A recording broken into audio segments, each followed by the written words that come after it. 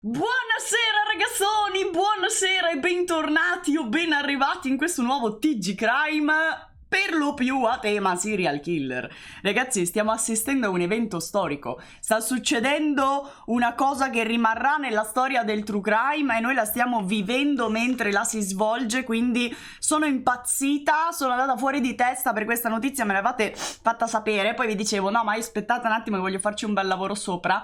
E niente, dopo 10 ore ce l'ho fatta a mettere insieme tutte le notizie che possiamo avere su questo caso. Oggi Giovanni gira, avete visto, l'ho spostato un po' dal muro e gli faceva schifo il muro forse, non lo so. Comunque oggi gira e questa è una bellissima notizia. Ma ho risposto lavora tu che sudo io. Esatto Zetta, cioè la solita risposta gattica. Allora, a parte le nostre comunicazioni di servizio, ora possiamo iniziare a parlare del topic di oggi via al content. Per chi non sapesse cos'è il content, è il contenuto, cioè parliamo delle cose, via le chiacchiere, ma passiamo ai fatti, al contenuto di cui parlare oggi, ai miei appunti. Allora, innanzitutto le dovute premesse, ovvero quello a cui stiamo assistendo, cioè noi leggiamo sui giornali, si cerca serial killer in California e dice, vabbè, cose solite. No, cose solite no. Anche per gli Stati Uniti è un evento veramente rarissimo, non tanto perché non ci siano più serial killer in azione, ce ne sono, ma la cosa rara e incredibile è che la polizia abbia rivelato che è alla ricerca, che è a caccia di questo serial killer ai media, perché solitamente lo dicono solo quando li hanno già presi, per ovvi motivi. Uno, per non creare panico nella popolazione, perché chiaramente quando oh mio Dio c'è un serial killer nella tua città e via che c'è la corsa alle armi, cosa che ovviamente c'è stata in questa città che si chiama Stockton e si trova in California. Attualmente sono veramente nel panico perché sono uscite le notizie, perché ormai era innegabile come cosa. Scusate, mi tolgo la collana perché sta continuando a fare toc toc contro la scrivania e so che può dar noia. Si ritorna ai tempi di Zodiac, che è di nuovo la California il luogo prescelto del serial killer, e la California poi, cioè, è notevole come scelta, perché sembra esserci una particolare concentrazione di serial proprio USA, perché sono più grossi. Perché gli USA sono enormi e considerato anche il numero di serial killer che abbiamo avuto in Italia, estendilo proprio per area geografica, un paese come può essere gli Stati Uniti e fai te il conto, quindi ci sta. Ecco, ovviamente c'è stata la corsa alle armi, c'è stato il panico nella popolazione, sono tutti impanicatissimi, soprattutto la popolazione ispanica, poi vedremo perché. E ecco, l'altro motivo per il quale la polizia solitamente non rivela mai quando è sulle tracce di un serial killer, sulle tracce poi è una parolona, a caccia di un serial killer in azione, è che poi il caso diventa mediaticissimo e i giornali impazziscono, le televisioni impazziscono e non li lasciano lavorare in pace, cosa che sta succedendo ovviamente in questo momento. Però era innegabile, era inevitabile, soprattutto perché mi sembra che non abbiano la situazione sotto controllo. Cioè, nel momento in cui la polizia è costretta veramente a dire ai giornali che c'è un serial killer in città, vuol dire che hanno bisogno dell'aiuto anche della popolazione, oltre a ovviamente spargerne il terrore. E questo significa che la situazione è fuori controllo, ragazzi. Cioè, questo uccide e non capiscono chi sia. Tra l'altro, gli omicidi stanno avvenendo a un ritmo sempre più breve, sempre più ravvicinato. Voi sapete che il cosiddetto periodo di raffreddamento del serial killer, ovvero quanto tempo passa tra un omicidio e l'altro va a restringersi nel momento di compulsione, cioè quando il serial killer non riesce a smettere di uccidere perché è diventata un'ossessione, una compulsione. Escalation, esatto. È per questo che hanno dovuto dirlo, perché dal penultimo all'ultimo omicidio sono passati solo 6 giorni. È passato... Allora, il primo omicidio che loro gli hanno attribuito è avvenuto più di un anno fa, quindi è stato fermo per più di un anno. Poi ne ha fatti altri e man mano ha iniziato con un gap di 34 giorni, poi 22 giorni e adesso solo 6 giorni. Per cui ho avuto un lapsus. Davvero, non me ne sono neanche accorta. E niente, quindi ragazzi è nella fase compulsiva. Però considerata... c'è anche un altro motivo per cui la polizia non rivela quando è a caccia di un serial killer. Perché chiaramente i giornalisti, e mi ci metto anch'io nel calderone, affamati di dettagli, poi li rendono pubblici e chiaramente il killer riesce a organizzarsi di conseguenza. Attualmente hanno già detto, cosa secondo me, come dire, rischiosa, che l'unica prova che collega gli omicidi tra loro è che l'assassino abbia usato la stessa arma. Che cosa farà l'assassino? Cambia l'arma, ovviamente, ha capito che è quello il problema, cambia l'arma, ma soprattutto secondo me cambierà anche zona dove colpisce, perché tra l'altro questi omicidi sono tutti avvenuti nello stesso quartiere a nord della città. Ovviamente quartiere sembra una roba piccolina, invece è bello grosso, questo quartiere, però tipo Ramirez con le scarpe. Esatto, bravi! Che bella memoria che avete, sempre sul pezzo, mi piacete un sacco quando siete sul pezzo. In effetti 50 stati sono tanti, poi in America sono anche grossi, esatto, cioè sono 50 stati giganteschi, quindi ragazzi facendo i conti a livello proprio della logica dei grandi numeri capiamo che perché ce ne sono tanti. Se hanno rilasciato le info sul killer perché proprio non sanno che pesci pigliare. E mi sa che siamo a questo punto. Siamo al punto che non sanno che pesci pigliare. L'unica cosa che hanno tra le mani è un'immagine che lo inquadra. Quindi ovviamente diventa tutto più creepy perché noi abbiamo l'immagine del serial killer, lo vediamo camminare. E ve lo faccio vedere così un attimo in entrata, poi lo rivediamo diverse volte. Così, adesso giusto per fattore inquietante. Poi dopo andiamo a fare il fattore analitico. Così inquietatevi un po'. Questo è lui, questo è il nostro soggetto. Cos'è quella scritta lì che è venuta fuori? Non è roba mia. È roba di OBS che ha scritto quelle robe lì. Aspetta che vado a capire cos'è. Cosa sei tu, scrittina? No? Che cos'è? Che cos'è? Non lo so, vabbè, ci teniamo la scrittina. Raga, è qualcosa di OBS che non funziona, comunque questo è lui. Ve lo faccio rivedere. Errore del server, sì, speriamo che regga la live e non mi faccia scherzetti vari. Per il resto, così da poca noia. Questo è lui, ma rilassatissimo, che si allontana da una scena del crimine. Io, così, ammiro anche proprio la compostezza, il rilassamento. Cioè, io neanche quando esco a comprare la mortadella cammino così rilassata, ma va bene. Questo è, poi ci torniamo tra un attimo e analizziamo anche queste immagini. Già la camminata può dire molto. Infatti, se avete visto, la fonte è proprio la polizia. Loro hanno rilasciato questo video il 4 di ottobre perché appunto non hanno per niente la situazione sotto controllo, non sanno che pesci pigliare, quindi stanno cercando anche l'aiuto dei cittadini. Magari se qualcuno riconosce quella camminata, sicuramente magari i suoi parenti o qualcuno lo può riconoscere.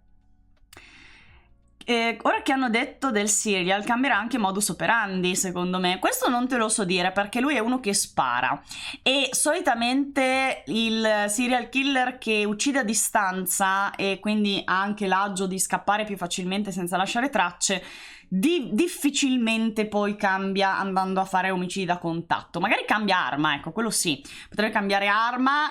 Io me lo aspetto con una cerbottana galattica. Però no, prenderà un fucile, prenderà un'altra cosa, cambierà pistola. Per adesso ha usato una semiautomatica. Non sappiamo il modello perché ovviamente non l'hanno voluto dire e onde evitare che lui potesse poi venirlo a sapere, ma credo che ormai avrebbero potuto dire anche il modello perché ne sa fin troppa. La fionda, esatto, la fionda. Arco e frecce, sarebbe bellissimo, ma arco e frecce no, però magari che sbaglia mira, sarebbe più bello se sbagliasse mira e non facesse del male alle persone. E se fosse proprio Zodiac, possibile che sia tornato? Guarda, Eileen, io ammiro moltissimo la tua passione, però Zodiac, per quanto possa essere, no, così, un'idea fantastica, cioè nel senso, ha queste feels da creatura sovrannaturale, anche lui invecchia, e questo qua mi sa da uno che, mi sa da giovane, cioè io lo vedo... Così, la camminata da spaccino, vero? Infatti, Zodini, anche ho pensato questo. Ma mi sa da uno che c'ha tra i 20 e i 30 anni. Secondo me massimo 35, non di più. Perché c'è quella camminata da giovane sciallo, no? E quindi mi ha dato quest'idea.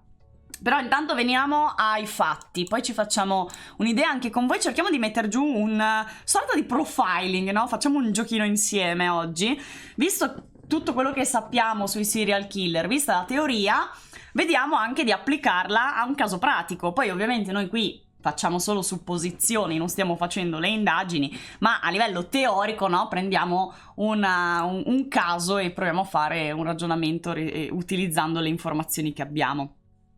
A guardarlo non sembra più grande dei 35 anni, penso anch'io. Esatto, adesso Francesca ti spiego tutta la vittimologia. Tra l'altro sono riuscita, grazie al cielo, a trovare anche qualche informazione in più sulle vittime, perché se andate negli articoli, diciamo, di massa, fanno l'elenco dei nomi, dell'età, il fatto che fossero senza tetto ispanici, però non perdono molto tempo a parlare delle vittime. Io invece sono riuscita a trovare delle interviste ai familiari, quindi ho cercato per quanto possibile, in alcuni casi era possibile, in altri no perché non hanno parlato coi media, di dare anche qualche informazione in più sulle vittime per ricordarli, anche perché dai, cioè poverini, questi hanno perso la vita per nessun motivo. Magari hanno anche un altro indizio fondamentale, per questo se la sono sentita di dirlo. Se lo avessero, e quindi lo avessero preso, ragazzi, c'è una taglia su quest'uomo. Quindi, se vi sentite cacciatori di taglie o volete fare i sordi, venite in America e cercate questo stronzo, perché ci sono ben $125.000 in palio per chiunque abbia informazioni che portino all'arresto del colpevole. Ora, dati i fatti, non vi sembra che la situazione sia decisamente fuori controllo da parte delle forze dell'ordine? Cioè, non che sia colpa loro, giustamente, non è colpa loro, è fuori controllo perché lui li sta fregando, cioè non lascia assolutamente tracce e loro non riescono a capire di chi si tratta. Poi vedremo anche gli errori della polizia in questo, perché chiaramente la fortuna del criminale sta sempre anche negli errori degli inquirenti. Oggi ti ho sentito alla Radio 24 Melog, uno spezzone di un video YouTube? Davvero? Davvero? Scusami, Sperminator, a parte che hai un nome stupendo, mi fai una cortesia? Mi scriveresti in privato questa informazione con un po' più di dettagli, magari l'orario in cui hai sentito che trasmissione era? Perché io non ne so nulla. Se in radio mandano i miei pezzi di YouTube non lo sapevo, almeno che si facciano ringraziare. La pelle mi sembra un maschio sotto i 35 anni, molto alto. Vero, sembra molto alto dall'immagine, ma poi vedremo, capiremo anche come capire l'altezza. E quando poi siamo felici di averti con noi, Lucy. Sono disperata, grazie, sono disperata, di nuovo, sono felicissima di averti scoperta per caso grazie all'algoritmo YouTube, grazie algoritmo, e ti ringrazio tanto per i contenuti che porti, grazie mille, grazie per essermi vicina in questo periodaccio. Grazie Atti, grazie Cristina, grazie Valsoia, perché Francesca e Marco hanno detto no al colesterolo, ma sì a Valsoia. Grazie Valsoia. Sarcastica, grazie mille dei bittini. Mapocoda, yuppi anche a te. Grazie a tutti, davvero. Allora, sono famosissima, sono dappertutto. No, vabbè, scherzo. A parte ciò, andiamo un attimino dentro i fatti. Allora, sappiate che in questo momento in California nei telegiornali non si parla d'altro, quindi è proprio quel clima di terrore che vediamo nei documentari quando cominciano i documentari. e ora è presente, è vero, sta succedendo, lo stiamo vivendo e secondo me è proprio un evento storico, cioè ci saranno un sacco di true crime in futuro che parleranno poi di questo serial quando lo beccheranno. E se non lo beccano? Poi potrebbe anche succedere.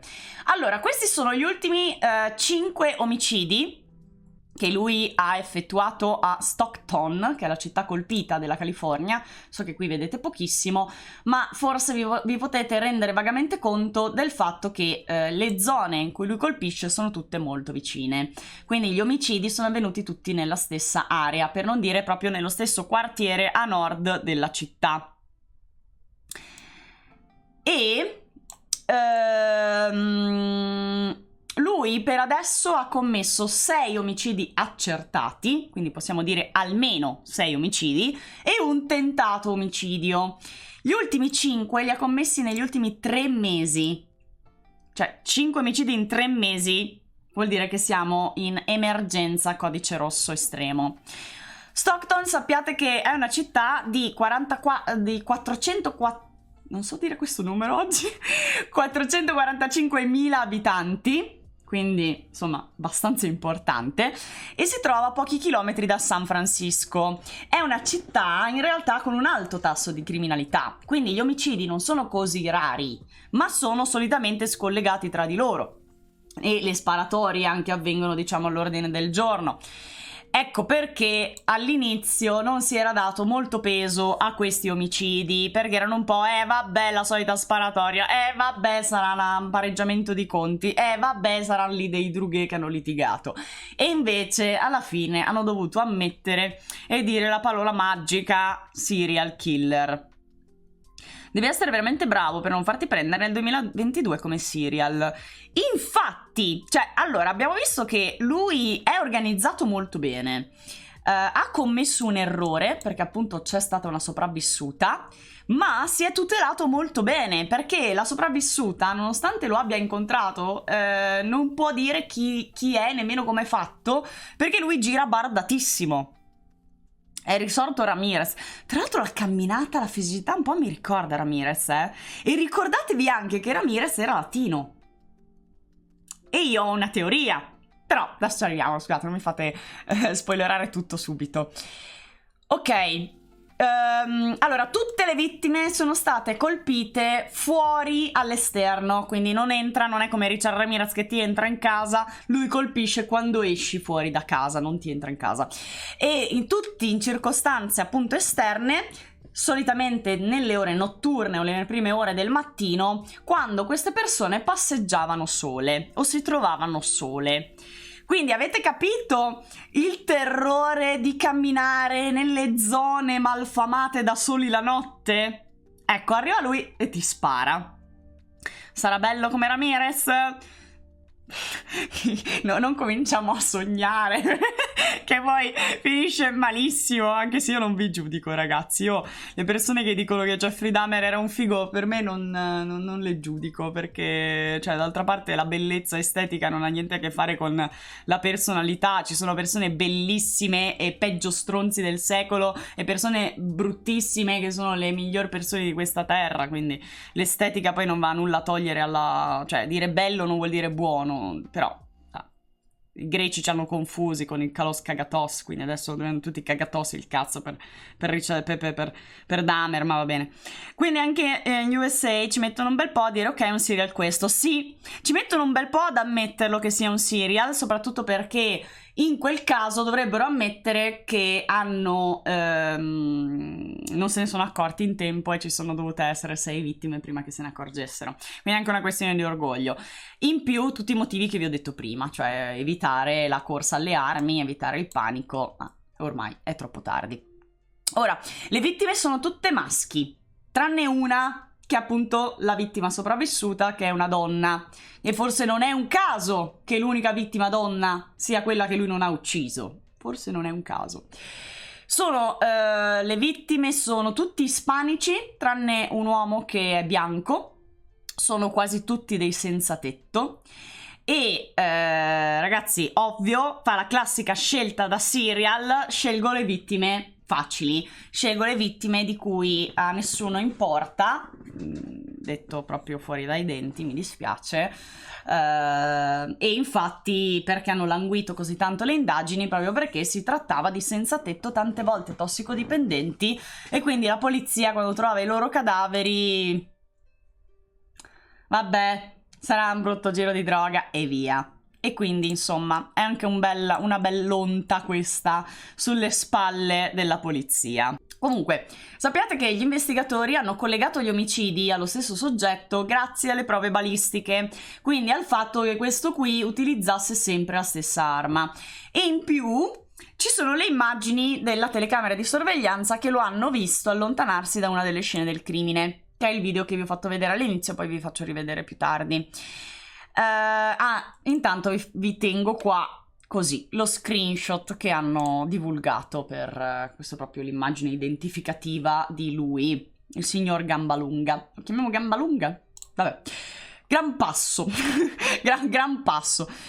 Allora, ok, cominciamo con la cronologia degli omicidi, quelli accertati, perché come spesso accade, quasi sicuramente ce ne sono stati altri che sono sfuggiti alla polizia o non hanno, insomma, non l'hanno ancora collegato. Il primo omicidio che loro ipotizzano è quello del 10 aprile del 2021. Alle 4:18 gli agenti di polizia di Auckland, quindi si trova in un luogo vicino a questa città ma non proprio in quella città, quindi lui è iniziato da un altro punto, hanno risposto alla segnalazione di una sparatoria e quindi si sono recati sul posto e hanno trovato il corpo di Juan Vázquez Serrano. Purtroppo non ho le informazioni né le foto di tutte le vittime, perché solo alcune delle famiglie si sono esposte ai media e altri purtroppo non lo hanno fatto, non hanno neanche fornito delle immagini della vittima. E ricordatevi che comunque stiamo sempre parlando di tutte vittime senza tetto, e quindi magari molti vivevano da soli, non so nemmeno se avessero veramente una famiglia, non lo so.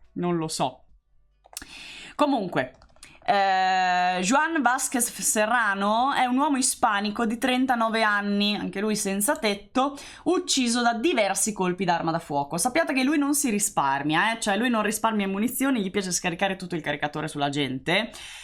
L'unico dato certo che abbiamo rispetto al numero di colpi è la sopravvissuta che ha preso 9 pallottole in corpo. 9! Ed è sopravvissuta! Cioè, veramente infinita stima per la signora Natasha, che tra un attimo conosceremo, vi presento, ve ne parlo. Sopravvivere a 9 pallottole in corpo, che tempra, veramente. Però questo vi fa capire quanto lui proprio scarichi tutto il caricatore sulle sue vittime. Quindi secondo me c'è anche una sorta di rabbia, di schifo nella sua testa, ovviamente, schifo, disprezzo, ecco. Ovviamente lui si trattava, scusate, il signor Serrano era anche lui un senza tetto, viveva per le strade del distretto operaio da circa 8 mesi, perché non erano tutti senza tetto che hanno vissuto una vita da senza tetto, molti erano senza tetto recenti, ovvero persone che hanno perso il lavoro, che hanno cambiato stile di vita. C'è stato anche un ragazzo che per esempio era senza tetto per scelta. E quindi non pensate che si tratti di vittime, come dire, di quelle che solitamente colleghiamo alle immagini di senza tetto, cioè non sono quelle persone, non so come dire, cioè, erano più inseriti nella società di quanto possiamo immaginare, ecco, in questo senso, poi non vorrei dire cose sbagliate. Comunque, lui era noto nel quartiere perché aveva grandi abilità nel riparare le automobili, molto probabilmente aveva un passato da meccanico e quindi aiutava come poteva nel riparare le automobili. La figlia ha rilasciato un'intervista in cui sostiene che suo padre deve aver lottato con il killer, perché quando lo hanno sepolto, che lei è andata a fare l'estremo saluto, lui aveva delle ferite sulle nocche, aveva delle ferite e delle contusioni, e quindi secondo lei suo papà ha lottato con il killer, cioè l'avrebbe preso a pugni in un modo o nell'altro. Ma la cosa più triste è che la figlia, che si chiama Ines, una figlia di Serrano, Ines Serrano, ha detto, come hanno detto tutte le altre famiglie delle vittime, che lei ha perso il padre più di un anno fa, cioè stiamo parlando del 10 aprile 2021, un anno e mezzo fa, e lei non ha mai avuto informazioni rispetto a chi era l'assassino di suo padre se non dai social. Cioè ha scoperto sui social che suo padre è stato ucciso dal serial killer, perché ovviamente il nome di suo padre, no, viene fatto dai vari notiziari, viene ripetuto sui social, lei riconosce il nome di suo padre. Ah, com'è che si parla della morte di mio padre?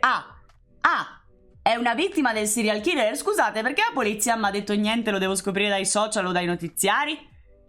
E questo lo diranno tutte le famiglie delle vittime, e siamo di nuovo da quel pero da quel melo, cioè non succede solo in Italia. Vi ricordate quando abbiamo intervistato Sebastiano, che lui gli avevamo chiesto ma perché Sebastiano va sempre in TV a fare le interviste, visto che lo trattano sempre così male?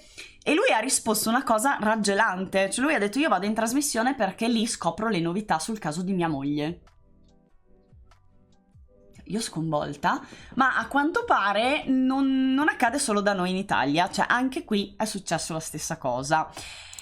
È probabile però, vi avviso, perché potrebbe non essere solo che stronzi, potrebbe anche avere un senso tutto ciò, ovvero che magari non hanno avvertito le famiglie poiché pensano... sapete che tante volte i serial killer iniziano come prima vittima da un loro familiare o da una persona che conoscono, quindi forse anche per questo non hanno voluto interagire con le famiglie, però non ci vedo tanto il senso. Lo dici ai giornali, almeno dillo anche alle famiglie, dillo prima che esca sui giornali, cioè una telefonata, dici guarda abbiamo collegato l'omicidio di tuo padre, tuo fratello, tua moglie, quello che è agli omicidi del serial killer, adesso usciranno le notizie, bella ciao, giusto così, no? Per correttezza. Però quindi possono sapere tutti tranne le famiglie. No, infatti è questo che io non capisco, cioè se questa è la giustificazione, ma comunque non ci trovo lo stesso un senso. Forse per controllare la fuga di notizie, gestire loro le informazioni da dare ai media. E infatti secondo me c'è stato il fratello di una delle vittime che l'ha detta un po' troppo grossa. Adesso vedremo man mano che trattiamo i vari omicidi. Non le hanno avvertite per le indagini, capisco, ma chissà che brutto scoprirlo dai giornali senza che prima ti venga detto. Infatti tutti quelli che hanno rilasciato interviste lamentano questa cosa, dicono che ci sono rimasti molto male, soprattutto perché loro aspettano il momento dell'omicidio, il loro familiare aspettano notizie dagli investigatori sul caso. Cioè voi immaginatevi, no, se viene ucciso un membro della vostra famiglia, voi ovviamente sporgete denuncia, seguite il caso, gli inquirenti e tutto, e poi venite a sapere che loro hanno delle prove rispetto a chi è stato e lo dicono prima ai giornali che a voi. Cioè brutto così, cioè, c'è da rimanerci veramente male. Comunque parliamo del tentato omicidio del 16 aprile 2021, quindi se è stato sempre lui ed è vero, cioè nel senso che l'hanno appurato, qui ci sono stati 6 giorni di periodo di raffreddamento, quindi praticamente 0, cioè ha iniziato sbabam subito così e poi si è preso 1 anno e mezzo di riposo, perché dal 16 aprile poi colpirà soltanto l'anno successivo. Ma vediamo che cosa è successo il 16 aprile. Fatto molto importante. Abbiamo l'unica sopravvissuta che è stata aggredita da lui. Alle 3:20 del mattino, una donna... Io pensavo fosse ispanica questa donna a guardarla così, però in tutti i giornali la definiscono afroamericana. Quindi è afroamericana. Una donna afroamericana di 46 anni, si chiama Natasha Latour, è all'epoca insomma dei fatti era senza tetto, tetto, adesso si è ripresa in mano la sua vita, da quello che ho capito non vive più in quelle condizioni, però all'epoca era una senza tetto ed era accampata in una tenda nell'area di Union Street a Stockton. È una zona industriale che si trova vicino ai binari del treno, le classiche zone industriali vicino alle stazioni, vicino ai binari, poco raccomandabili. Questa è quella con la tempra, regà, questa è quella che si è presa 9 pallottole in corpo ed è qui a sorriderci. Piuttosto incazzata, raga, cioè che lei si è incazzata come una bestia, poi capiremo perché. Lei era dentro la sua tenda e a un certo punto ha sentito del calpestio fuori, qualcuno che camminava fuori. E lei, sapendo di essere sola, è uscita per capire di chi fosse, no? Ma appena è uscita dalla tenda si è trovata davanti questo uomo, questa figura oscura poi perché era notte, che le puntava una pistola. Non ha detto niente, quest'uomo qui, e ha sparato su di lei, senza dire niente. Quindi lei non ha neanche avuto il tempo di rendersi conto di quello che stava succedendo. Giusto proprio il momento di uscire dalla tenda, subito sparata. L'unica possibilità di sopravvivenza per Natasha era raggiungere la strada. Solo che la strada era nella stessa direzione da cui sparava lui, cioè, quindi era dove era lui. E quindi lei non ci ha pensato più di tanto e si è buttata contro l'aggressore. Cioè gli si è avvicinata, no? Sia per raggiungere la strada sia anche per vedere di difendersi, nonostante avesse già pallottole in corpo. Lui cosa ha fatto? Quando ha visto lei che gli andava contro, si è inginocchiato e ha continuato a sparare da in ginocchio, fino a che lei non è crollata a terra. Dopodiché lui se l'è data ed è fuggito dalla scena. Natasha però è riuscita, cazzutissima Tenaga, veramente cazzutissima, Natasha è riuscita a strisciare sulle braccia fino alla strada, ha invaso un po' la corsia nella speranza che non la schiacciasse un camion e, incredibile ma vero, le vetture si fermano. E infatti il primo passante si è fermato, Natasha gli ha detto con un filo di voce che stava morendo di chiamare il 911 e insomma questo autista ha chiamato il 911 e l'hanno soccorsa fortunatamente in tempo e le hanno fatto tutte le operazioni per salvarle la vita. Attenzione, c'è un punto da dire qua. Noi siamo molto fortunati in Italia ad avere la sanità pubblica, perché Natasha è vero che è sopravvissuta, ma non avete idea di quanto le avranno fatto pagare questo intervento, perché per toglierti 9 pallottole quando sei in fin di vita e salvarti la vita, tutto molto bello, ma non mi stupirebbe se questa donna avesse un conto di $200.000-300.000 da pagare. Poi vediamo, cioè bisogna vedere anche se aveva l'assicurazione o meno e tante cose. Però considerato che era una senza tetto, tossicodipendente, non saprei. Ecco, ti fanno pagare dopo, cioè nel senso nel momento in cui tu sei in fin di vita ovviamente non ti negano la salvezza, però poi ti presentano il conto. E quindi... Comunque, fortunatamente è sopravvissuta, però purtroppo, come vi dicevo, non ha potuto, sì, era Droguet, non ha potuto fornire una descrizione dell'assassino. Perché? Oltre a una vaga indicazione sull'altezza. Perché lui era tutto completamente bardato e ha sparato immediatamente. Cioè, appena lei lo ha visto, lui ha sparato. E ricordatevi sempre il famoso concetto dell'effetto arma. Ovvero, quando nel tuo campo visivo compare un'arma, tu guardi quella.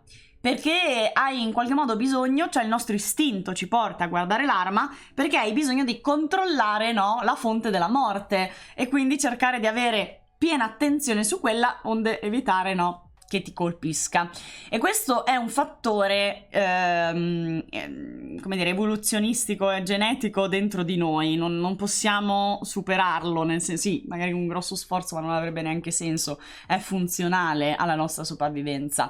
Quindi chiaramente l'effetto arma va a far sfumare tutti i contorni di ciò che c'era intorno alla pistola.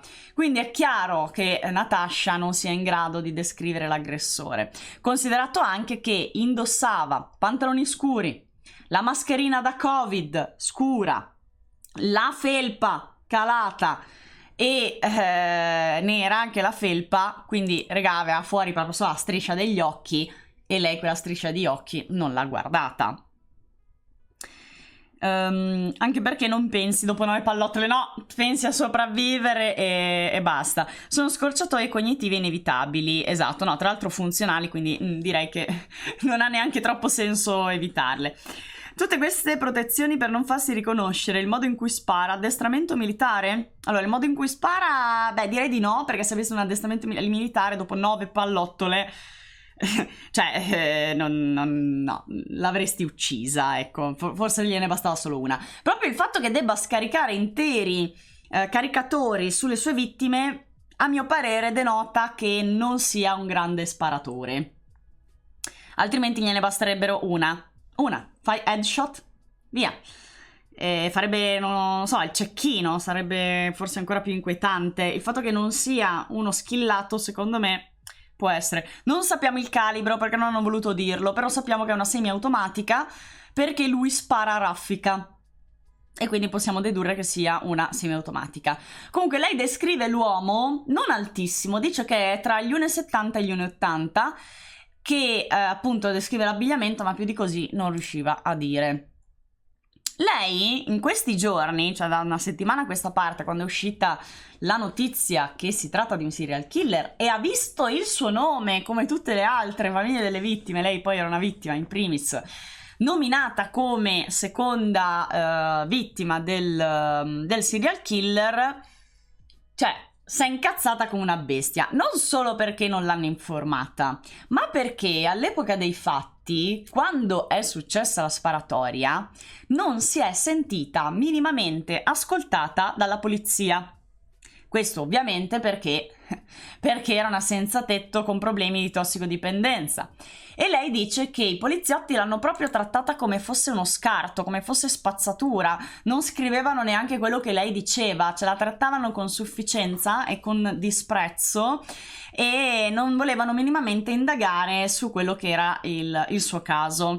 E Natasha oggi giustamente dice: bravi stronzi, se non aveste dato ascolto, se magari vi foste impegnati di più a indagare sul mio caso quando io ho sporto denuncia, oggi avreste risparmiato la vita ad altre 5 persone. E raga, c'ha ragione. Ha ragione. Poi, cioè, mi rendo conto che in una città dove c'è un alto tasso di criminalità magari non ci sono le risorse e il tempo per indagare su tutti i singoli casi, però umanamente dovrebbe esserci. Dovrebbe esserci questo tempo, dovrebbero esserci queste risorse, e se consideriamo spazzatura il caso solo perché vede come vittima una vittima di serie B, come sono soliti chiamarli, poi finisce così, perché alla fine ogni vita è importante, ogni aggressione merita di essere indagata. Però è sempre la stessa cazzo di storia, uguale identica, che si ripete ogni volta, gente denuncia le divise che ignorano. Sì, perché dipende poi anche, ma l'avete vista tutti la storia di Jeffrey Dahmer, lo status vuol dire molto, vuol dire moltissimo, purtroppo è triste, perché noi diciamo vabbè erano gli anni 70, gli anni 80, 90, ok, Dahmer, ma come vedete non è cambiato molto. È cambiata la facciata esterna con la quale parliamo dei casi, con la quale parliamo delle minoranze e tutto il resto, ma poi il paese reale, all'atto pratico, si comporta ancora nello stesso modo della serie su Dahmer. È questa la cosa veramente triste. Non dovrebbero esistere vite di serie A o di serie B, infatti, Monica, sono perfettamente d'accordo. Ma, come dice lei ha detto che nessuna gente... tra l'altro lei è stata ricoverata in ospedale perché poi ovviamente ha subito perso i sensi. È stata ricoverata 12 giorni senza sensi, 12 giorni durante i quali la polizia non l'ha mai visitata, non è mai venuta a fare domande ai medici, non hanno chiesto niente. Dopodiché, dopo altri giorni, lei è stata dimessa e comunque anche lì non si è visto nessuno. A maggio è dovuta andare lei dalla polizia, ha dovuto prendere contatti lei con la polizia e depositare la denuncia, perché altrimenti questi non avevano neanche aperto il fascicolo. Ha dovuto insistere lei per fargli aprire il fascicolo. A quel punto le è stato assegnato un detective e nel giugno del 2021 quel detective ha riferito a Natasha che la pistola usata per spararle era forse collegata ad un altro omicidio, ma stiamo indagando, siamo super presi, ti facciamo sapere appena abbiamo qualche novità. E poi adesso si è vista sui giornali uscire tutto. Ma vi leggo le sue stesse parole. Lei dice: mi hanno trattato come se fosse un affare di droga andato male, come se sapessi qualcosa che non stavo condividendo. Durante tutto questo tempo, da quando sono uscita dall'ospedale, sono stata costantemente io a cercare di raggiungerli. Non mi hanno assistito affatto. Cioè, vi rendete conto? Se sei un drughet, allora ti hanno ammazzato solo per affari di droga. Non esistono altre soluzioni. Ma anche se ti hanno ammazzato o tentato di uccidere per un affare di droga, non merita indagini anche un affare di droga, scusate? Che schifo. Davvero, Gorilozzo, che schifo. Le faremo sapere, sì, attraverso i social le faremo sapere questo è successo. Ok, passiamo al terzo attacco. Passa un anno, più di un anno.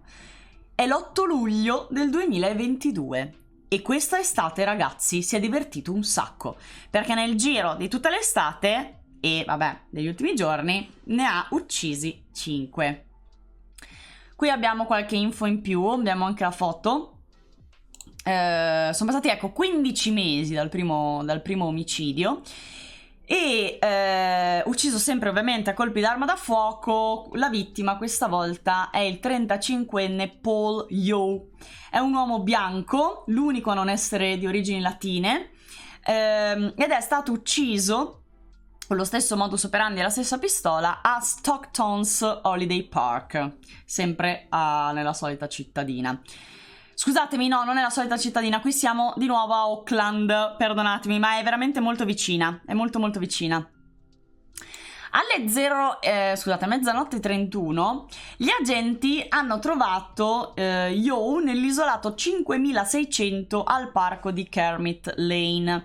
Lui era ancora vivo quando lo hanno raggiunto, era moribondo sostanzialmente, ma lo hanno portato in ospedale d'urgenza per cercare di salvarlo. Purtroppo, una volta arrivato in ospedale, è morto per le ferite, anche lui crivellato di colpi e non trivellato come dicevo sempre. Me l'avete insegnato voi.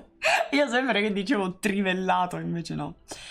Paul era il figlio di una mamma affezionata, tale Greta Borgrove, un'infermiera che lavora in Texas, a Trenton, dove vive, quindi è lontanissima da dove viveva il figlio.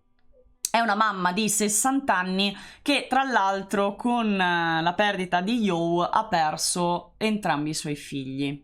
Aveva 2 figli, li ha persi tutti e 2. Infatti dirà al Daily Beast, qui rilascia un'intervista, dice: il mio unico altro figlio l'ho seppellito quando era solo un bambino, e lo dice tra le lacrime, poverina. Purtroppo lei e il figlio Yeo non avevano un bel rapporto, perché era da 5 anni che non si parlavano più per via della scelta di vita di Yeo.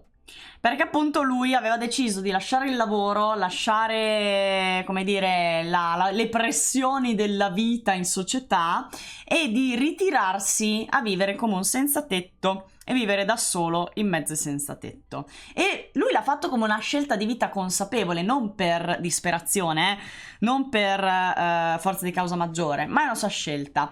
E questa scelta ha fatto arrabbiare molto la moglie, la mamma. Mamma che poi a 60 anni ancora lavora, per esempio. Infatti lei dice: ha scelto una vita diversa, ha scelto di vivere da solo, era felice di vivere la sua vita così com'era, ma nella mia mente io continuavo a pensare: tornerà, un giorno tornerà e tornerà in sé a stare bene. Quindi questa mamma si pente infinitamente pur di, come dire, manifestare la sua opposizione rispetto alla scelta del figlio, lo ha perso senza potergli rivolgere la parola negli ultimi 5 anni. perché nella sua mente lei condannava moltissimo questa scelta di suo figlio e si augurava, stava lì ad aspettare che lui tornasse a casa, sostanzialmente. Quindi diceva: guarda, io lo aspetto a braccia aperte, se torna a casa sono felicissima di riallacciare i rapporti con mio figlio, ma finché vive in questo modo no. E adesso si sente terribilmente una cacca per quello che ha fatto. E cioè, potete capire il meccanismo, insomma, è molto comprensibile.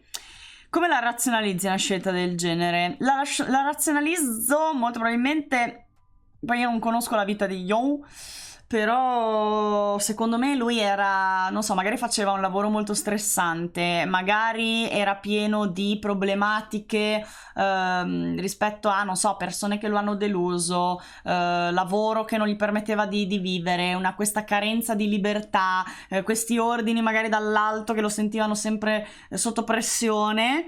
E magari lui ha detto: guarda, io preferisco una vita di stenti a vivere per strada, ma che nessuno mi dice quello che cazzo devo fare. Secondo me, almeno dalle parole della madre, mi è sembrato che lui avesse fatto una scelta di questo genere. La vita senza tetto, Robbins. Ha scelto di vivere per strada. Adesso deve sentirsi davvero peggio del normale. Eh sì, poraccia. Ok, tra l'altro il nostro Yoon era anche un papà, perché aveva ancora un figlio di 15 anni che in questo momento la nonna sta cercando disperatamente, perché anche il figlio non gli parlava più. Lei non è mai riuscita a rintracciare questo ragazzo dalla morte di Yoon, quindi è dall'8 luglio 2022 che questa nonna cerca di prendere contatti col nipote e non lo trova, probabilmente non ha neanche un contatto telefonico, non sa come fare. E vive in Texas questa qui, e il ragazzino vive in California, quindi sono veramente migliaia di chilometri di distanza. Il ragazzo si chiama William e lei dice che significava il mondo per Yoon e lui faceva tutto per il figlio, e la nonna è molto preoccupata per lo stato emotivo di questo ragazzino, perché insomma quando ti trovi il padre ucciso da un serial killer apparentemente così senza ragione, in maniera insensata, perdi da un giorno all'altro tuo padre, anche riuscire, no, a elaborare il fatto non è per niente semplice, anzi quasi impossibile poterlo fare da soli, e quindi lei vorrebbe stare vicina a suo nipote per aiutarlo a superare questa tragedia e magari aiutarsi a vicenda per superare la tragedia. Lei ha detto che spera che l'ampia attenzione mediatica che hanno ottenuto gli omicidi di Stockton aiuterà questa nonna a ritrovare suo nipote.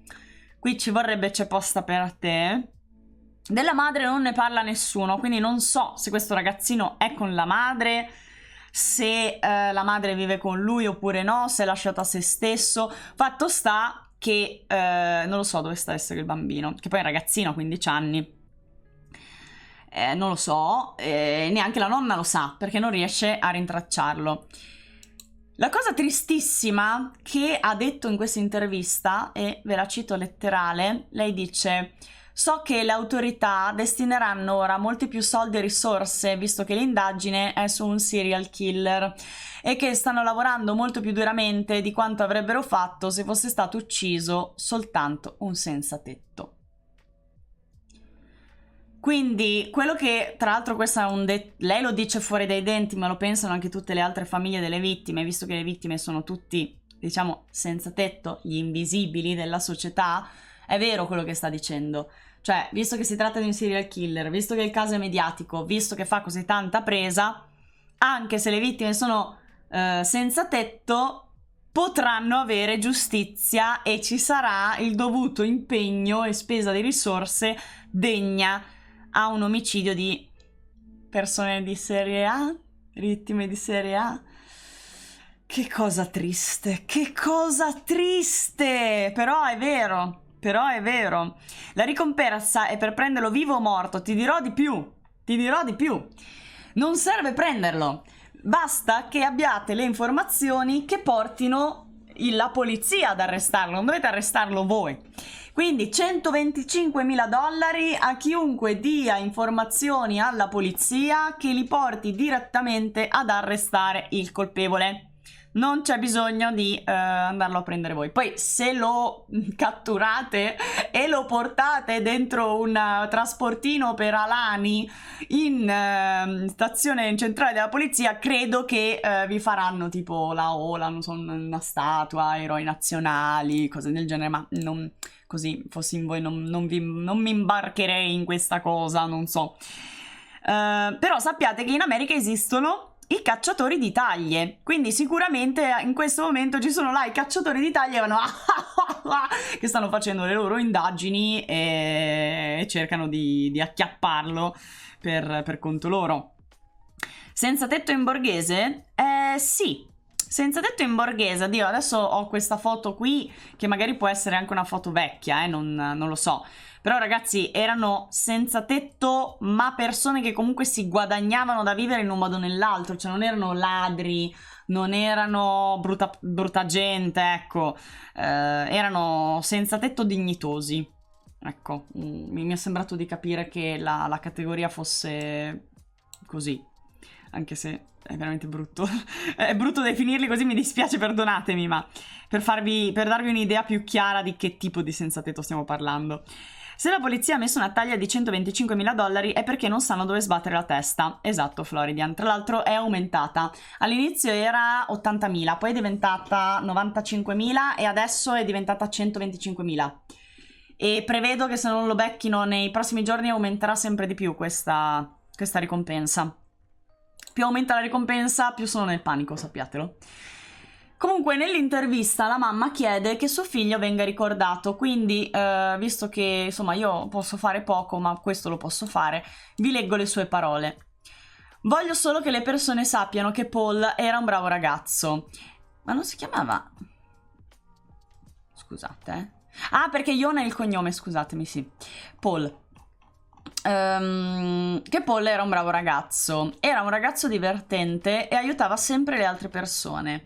Era un ragazzone, alto 1,80 m ed era sempre il più alto di tutti in classe. E quando vedeva ragazzini essere presi di mira da altri bambini, difendeva sempre il ragazzino debole.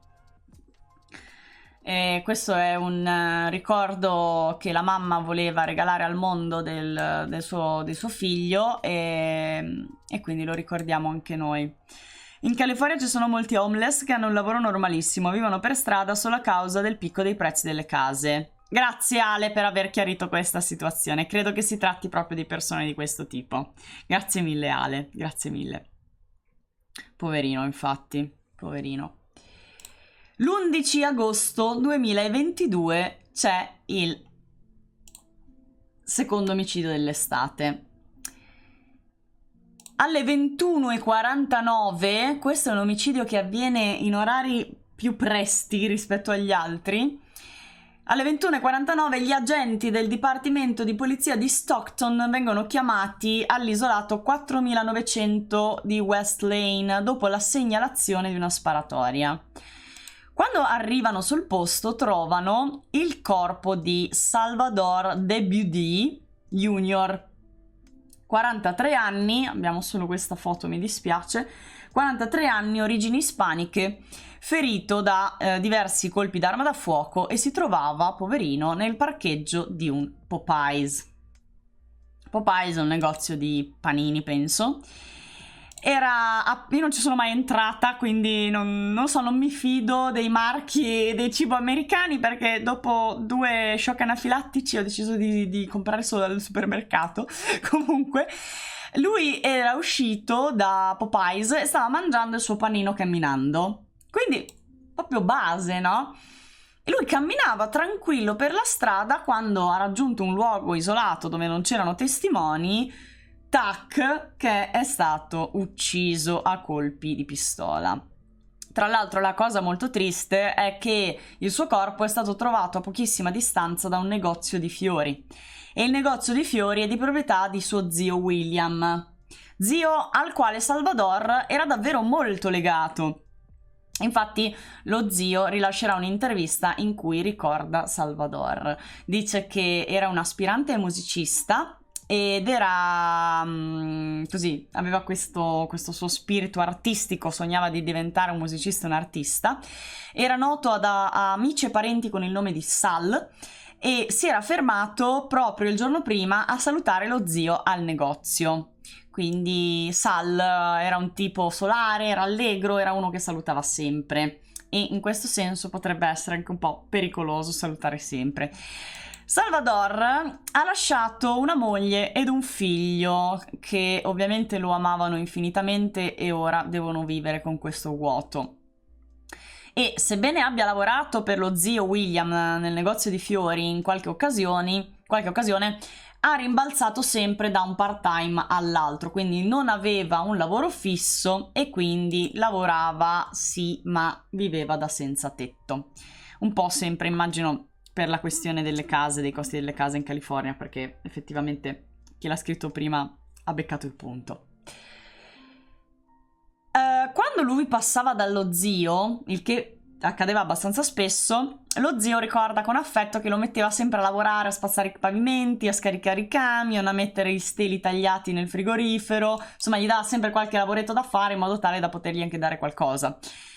Ma Sal ha avuto davvero tanta sfortuna, perché lui aveva ottenuto un ingaggio per fare dei concerti a cui teneva moltissimo, che erano finalmente erano finalmente arrivati questi ingaggi per concerti e forse stava davvero partendo la sua carriera da musicista. Lui era gasatissimo per questa cosa, era felicissimo, tra l'altro concerti retribuiti, quindi wow, un vero lavoro da artista, ma l'ha preso il Covid. Ha preso il Covid e quindi non ha potuto fare questi concerti.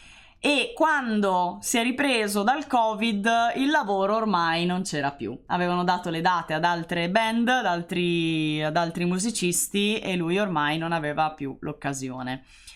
Dopodiché ha perso la vita nell'omicidio. L'altro omicidio avviene il 30 agosto del 2022. Vedete che si stringe sempre di più il periodo di raffreddamento.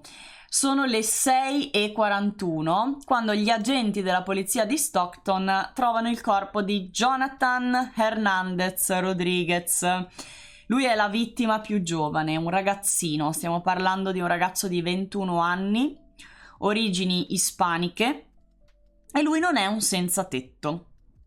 Lui è l'unico che non è un senza tetto, perché lui abitava in un complesso di appartamenti e in quel momento, nel momento in cui è stato colpito, si trovava all'interno della sua auto, parcheggiata proprio nel parcheggio del complesso degli appartamenti dove lui viveva. Si trova nell'isolato 800 di Hammer Lane. Probabilmente, visto che erano le 6:41, forse lui ha dormito in macchina, magari c'è stato un litigio in casa, comunque stava passando la notte in macchina, e molto probabilmente il nostro serial killer lo ha scambiato come uno che vive dentro l'auto. E quindi diciamo che, per quanto non sia un senza tetto, nella mente del killer era un senza tetto, e quindi a livello di movente psicologico e di vittimologia possiamo considerarlo, diciamo, paritario alle altre vittime. Anche lui ispanico. L'altro omicidio invece avviene il 21 settembre 2022. Alle 4:27 del mattino, nell'isolato 4400 di Manchester Avenue, gli agenti hanno trovato il corpo di un uomo ispanico di 52 anni, anch'esso crivellato dai colpi di pistola. Qui non ho la foto. Il 52enne, poi identificato come Juan Cruz, è stato colpito sul marciapiede tra un'auto e la recinzione di un complesso di appartamenti ed è morto lì sul posto, poverino. Dopo la sparatoria mortale, una telecamera ha però catturato il nostro assassino mentre camminava vicino alle unità abitative, ed è così che abbiamo l'immagine e il video di lui. Lui è stato immortalato dopo l'omicidio di Juan Cruz, che gli ha sparato, lo ha ucciso, e pochi secondi dopo era lì che camminava come se fosse andato appena a comprare mozzarelle. E poi ci torniamo su questo video, perché se l'è perso quando facciamo il profiling, ce lo teniamo sotto a loop e ce lo guardiamo mentre ci studiamo il profiling. O tentiamo, facciamo un tentativo tutti insieme. Ok. Scusatemi, questo sì, ok. All'1:51 del 27 settembre, quindi arriviamo al 27 settembre, cominciamo a essere molto recenti, arriva all'1:51 una chiamata al 911 per segnalare una sparatoria nell'isolato 900 di Porter Avenue, sempre a Stockton, è sempre lo stesso quartiere a nord della città.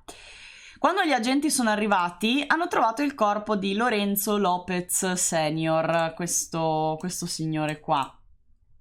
Un uomo ispanico di 54 anni che è stato appunto trovato disteso sul marciapiede, anche lui crivellato dai colpi di pistola.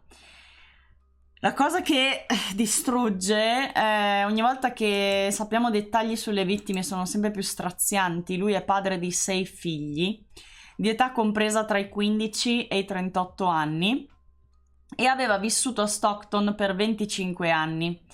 Lui ha lavorato in passato nell'edilizia ed era un rapper emergente, anche lui senza fissa dimora, ovvero passava un po' da una dimora all'altra, ecco, possiamo dire senza tetto tranquillamente.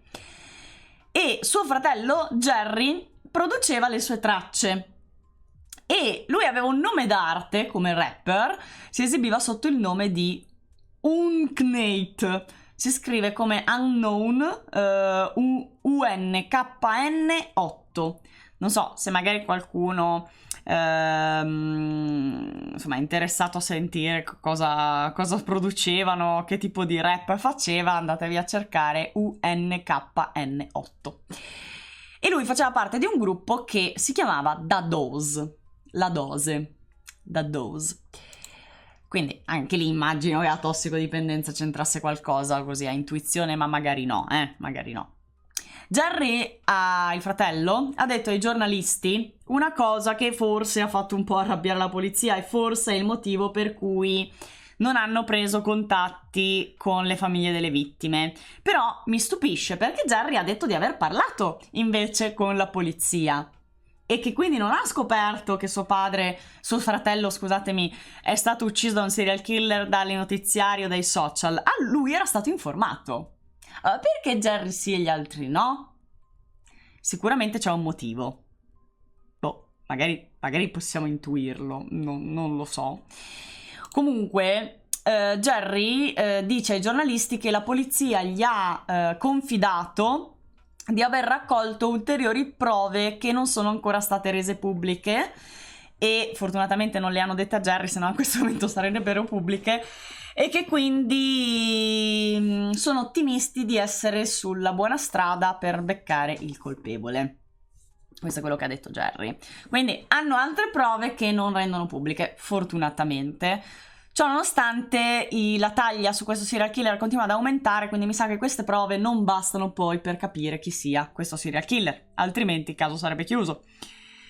Se era bravo, cerca la testa, gli ha portato mozzata ai poliziotti, scoglia. Mamma mia, quando arrabbiate, terribili, adoro.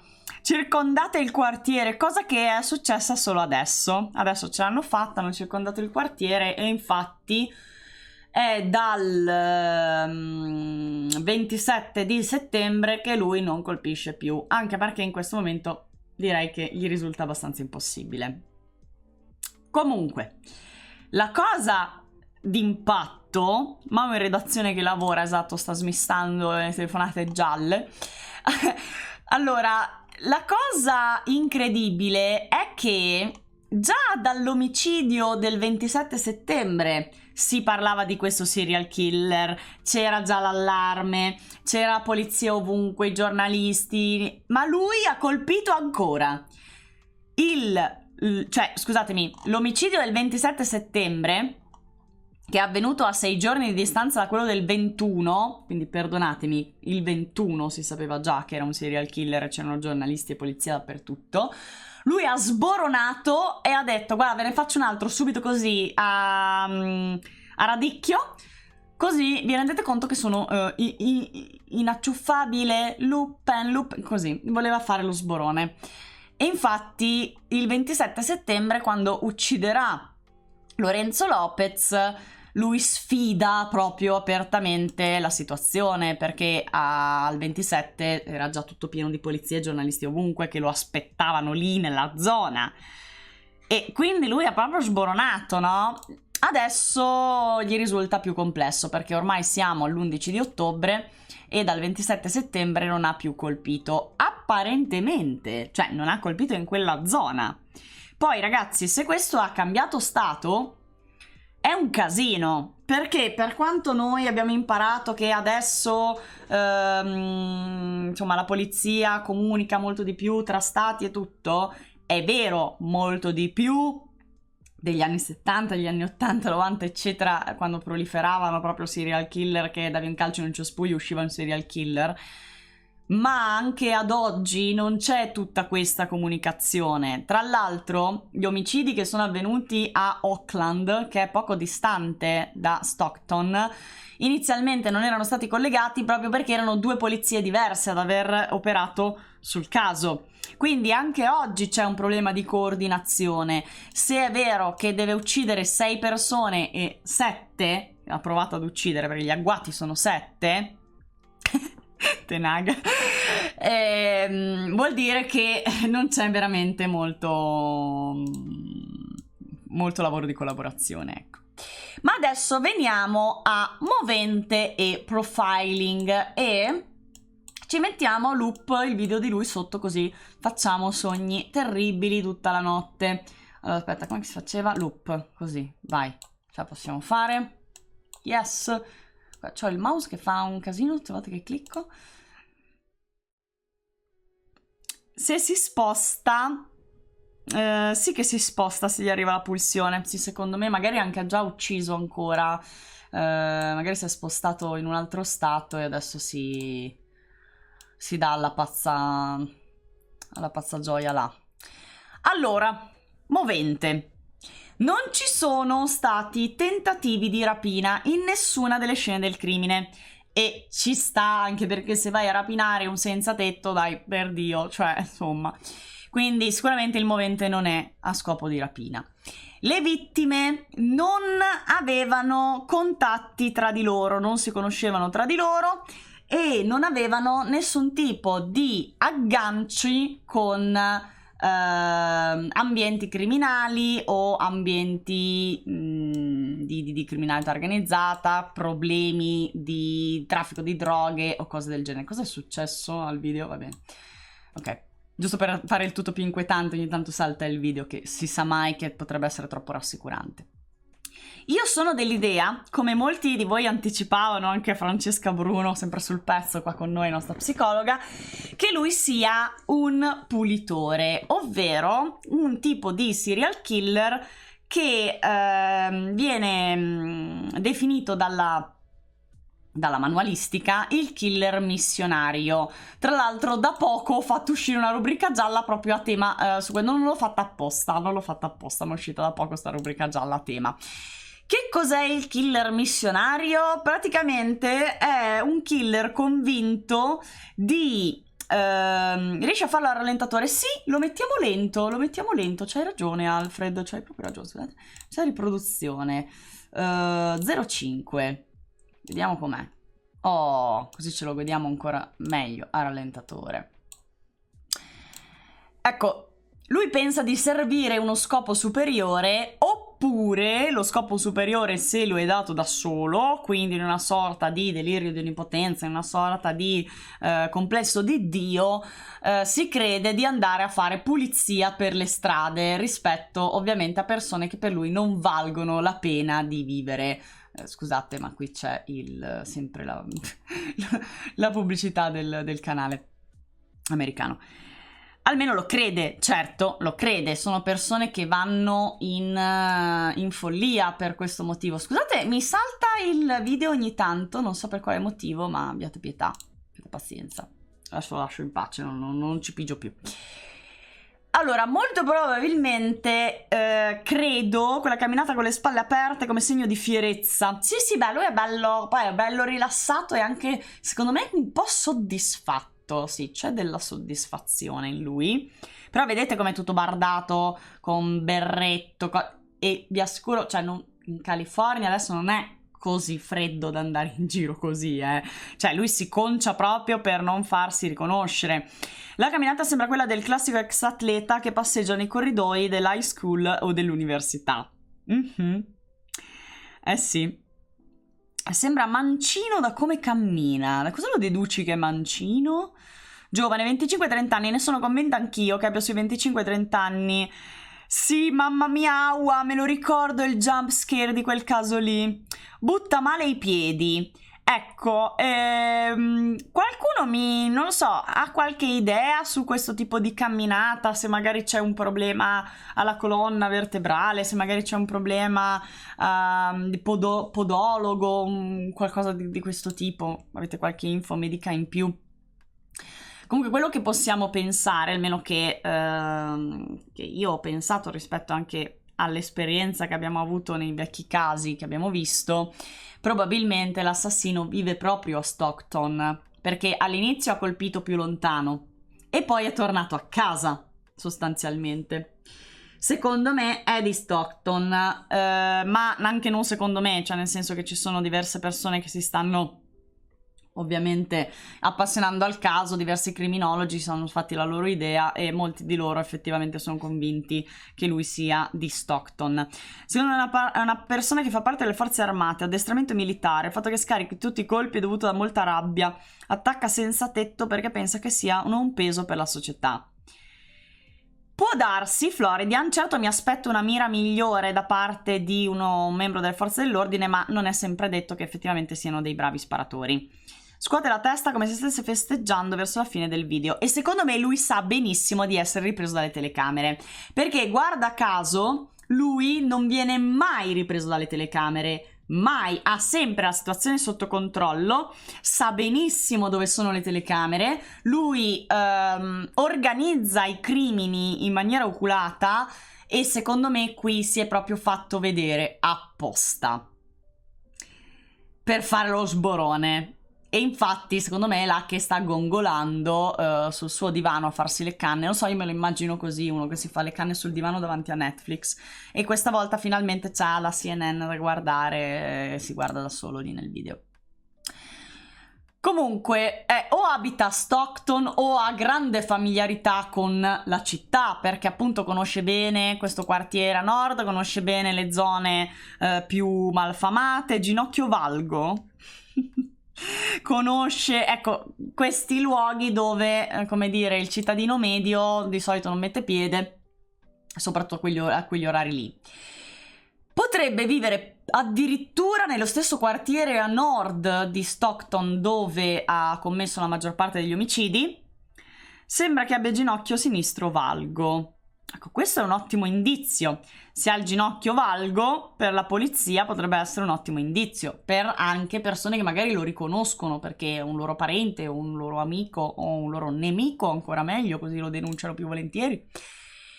Comunque, l'investigatore Rinek dell'FBI, che è un investigatore ormai in pensione, ma ha lavorato a a Sacramento per una vita e ha voluto prendere in mano un po' il caso come, diciamo, consulente.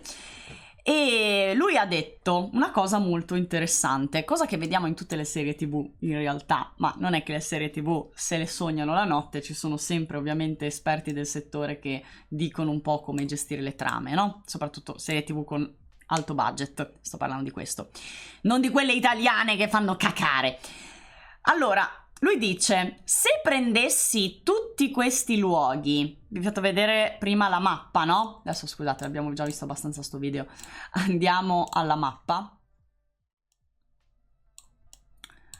Dice, se prendete tutti questi luoghi, soprattutto quelli più vicini allo stesso quartiere, e ne determinassi il centro, quale sarebbe? Vabbè, facciamo così, un'analisi su cui non riesco a indicarvelo, adesso qui col mouse voi non lo vedete, però il centro, lui dice molto probabilmente il centro è proprio dove lui abita o dove lui vive. Questa è l'ipotesi ovviamente dell'ex investigatore dell'FBI Rinek, con anni e anni e anni e anni di esperienza con i serial killer, quindi tendo a fidarmi. Ma se fosse anche lui un senzatetto o un ex senzatetto, sembra conoscere bene il quartiere. Sì, il quartiere lo conosce sicuramente molto bene. E infatti potrebbe anche essere lui un senzatetto. Certo, se fosse un senzatetto lo avrebbero riconosciuto come tale, cioè non so come dire, visto che le vittime sono i senzatetto e la comunità senzatetto in questo momento è allarmatissima, se lui facesse parte della società di questo tipo proprio a Stockton, credo che lo avrebbero già individuato. Uniamo i puntini, andiamo al centro. Prof, nessuno, si vede che ha funzionato tante volte questo metodo. Guarda che i giochi in cui serial detective cercare di tirare fuori il ragno dal buco, adoro, ma infatti è divertente adesso ovviamente nella tragedia di queste vittime, ma visto che abbiamo diversi dati sulla criminologia, su quelli che sono, e tutte le volte sembra no ma che cazzo ti studi serial killer, tanto non esistono più, cioè tutta questa manualistica, tutta questa bibliografia sulla psicologia dei serial killer, sul profiling, ma poi alla fine non serve mai a niente. Ne è vero, guarda un po', adesso invece il profiling serve come? E sappiate che in questo momento i profiler dell'FBI, Criminal Minds, sono al lavoro 24 ore su 24, cioè sta succedendo quello che solitamente siamo abituati a guardare solo nelle serie TV. Comunque, lui è uno che sicuramente pianifica i suoi crimini e su questo non c'è dubbio, perché altrimenti non è possibile che non abbia lasciato una traccia che sia una. Possiamo dire che è un po' un Night Stalker, perché infatti esce a caccia di notte, ed è stalker perché lui segue le vittime. Lui le segue sicuramente perché aspetta l'esatto momento nel quale loro si trovano in un luogo isolato in cui ci sono soltanto loro due, quindi è molto attento a che non vi siano testimoni in quell'area e nemmeno telecamere. Quindi ovviamente per beccare l'esatto momento in cui questa persona esce di casa e anzi esce dalla zona dove sta, insomma, anche per qui stiamo parlando di senza tetto, quindi non possiamo dire esce di casa, ma esce da dove vive e va, si muove in un moto al luogo, cioè per esempio pensate a quello ucciso fuori dal Popeyes, no? Secondo me era stato seguito anche prima che entrasse nel negozio dei panini, ma non aveva mai avuto l'occasione di essere solo. Soltanto una volta uscito, quando era già a metà del suo panino, è stato il momento giusto per aggredire. Quindi sicuramente questo killer segue nell'oscurità le sue vittime, che è inquietantissimo, è veramente inquietantissimo. Quelli che vivono a Stockton ora sono nel panico. C'è stata la corsa alle armi, ragazzi, hanno tutti almeno una pistola in casa, ma soprattutto il terrore è nella comunità ovviamente dei senza tetto e degli ispanici, visto che sono queste le due caratteristiche fondamentali della vittimologia. Fanno paura la presenza delle telecamere? Beh certo, perché poi dopo lo beccano. Semplicemente. Perché colpisce solo uomini? Questo è singolare il fatto che lui colpisca solo uomini. Molto probabilmente non è un figlio delle mommy issues, molto probabilmente non è uno che odia le donne, non è il classico serial killer con problemi con la mamma, ma forse, cioè io qui ci vedo un pulitore, cioè uno di quelli che dice che schifo, questa città si è riempita. Per quello non penso sia un senza tetto, perché lui li disprezza i senza tetto. Lui penso che magari è un ragazzino viziato, me lo immagino così, la mia fantasia, no? Di quelli un po' nerd, me lo vedo così. Viziato, magari abbandonato solo da Jeffrey Dahmer da quando è molto giovane, lasciato a se stesso, o magari vive anche con i genitori, magari pure ricco, nulla vieta, un Kira, esatto, un Kira, un bullo. Io un ragazzo annoiato, bravi, io lo vedo così, tipo il purificatore di Milano, esatto. No, Jeffrey Dahmer era diverso, un mostro di Firenze. Vabbè che mostro di Firenze andiamo a complicare ancora di più le cose, no, lasciamo perdere. Però, io sono convinta che il mostro di Firenze sia un pulitore convinto che il sesso prima del matrimonio non vada bene e vada a punire le coppiette che fanno sesso nelle macchine. Io penso che invece questo qui abbia disprezzo verso i senza tetto che gli sporcano la città, no? In un modo o nell'altro. Moti, abbiamo saputo della morte della signora in giallo. Santo cielo. Delle serie se non lo fa nessuno lo faccio io, esatto, e secondo me lui è convinto dentro di sé di fare la cosa giusta, magari si aspetta anche un giorno di essere ringraziato, però al contempo non è completamente pazzo perché sa benissimo di doversi nascondere, quindi è consapevole che quello che fa ha delle conseguenze negative, ma lui si pone al di sopra della legge, lui si pone al di sopra della morale e del senso civile umano, perché pensa appunto di sapere lui la verità, sapere lui qual è la vera giustizia. Questa è un po' la fantasia che mi sono fatta. E secondo me si scopre che è il sindaco Rob e secondo me lui è anche un narcisistone della Madonna, egomaniaco probabilmente, che la mattina, dopo aver commesso l'omicidio, si mangia i cereali davanti al notiziario e gode. Gode. Secondo me succede questo, cioè lui sta seguendo tutte le notizie in cui si parla di lui, magari sta seguendo anche noi in questo momento. Sorry for my English. Hello, what's your name?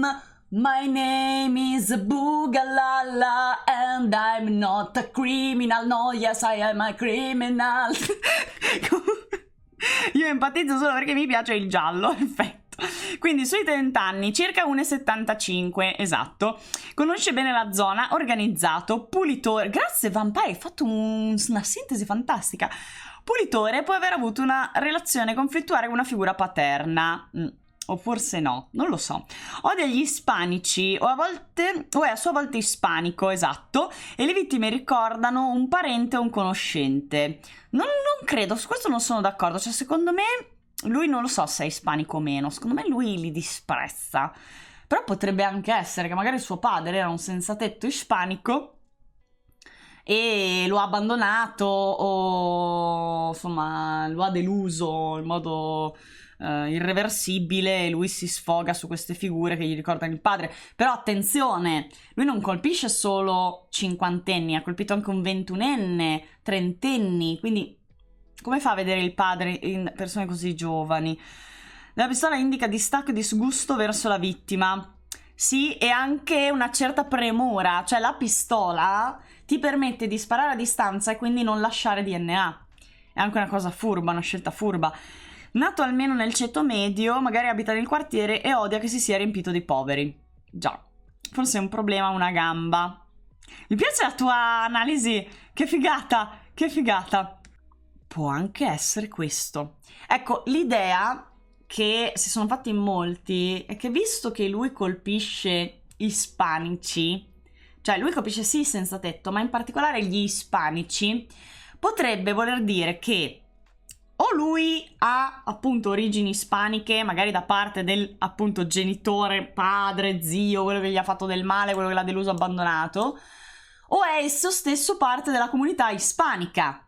E quale disprezzo può avere una persona che si è fatta da solo ed è uscito da una condizione di povertà, guardando magari gli altri che invece sono ancora lì a languire e gli danno fastidio per questo?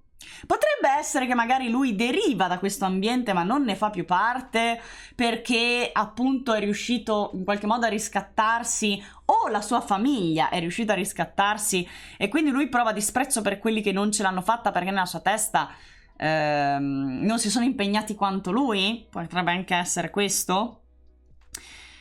Tra i 20 e i 30 anni, tra 1,65 e 1,80, bianco, ricco, di ceto medio. Comunque sì, è vero, non è altissimo come sembra nel video, eh.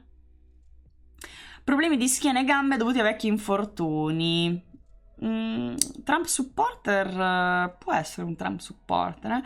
Ricordiamoci, come insegna Holmes, che conosciamo i serial killer che si sono fatti catturare, ma ci possono essere altri colti, ricchi e con il potere di non essere sospettati e abbastanza smart da non voler essere beccati.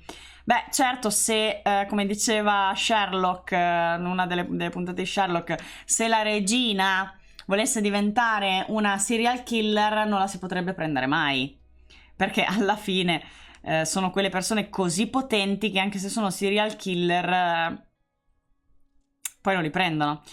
Ed è per questo quindi che conosce le zone e riesce a passare inosservato. Può essere, cioè se lui deriva da quell'ambiente e si è riscattato, magari conosce quelle zone per quello. O semplicemente è nato in quella zona lì e quindi conosce anche quelle malfamate senza magari doverci aver vissuto. Magari un ex atleta che si è fatto male e ha dovuto interrompere la sua carriera. Stai pensando alla wrestler? Ci sta, ci sta. Comunque, ecco, io ho pensato una cosa, ho una domanda per voi. Perché, secondo voi, questo soggetto, nonostante già si dicesse che era collegabile agli omicidi attraverso la pistola, attraverso l'arma utilizzata, ha continuato ad utilizzare la stessa arma?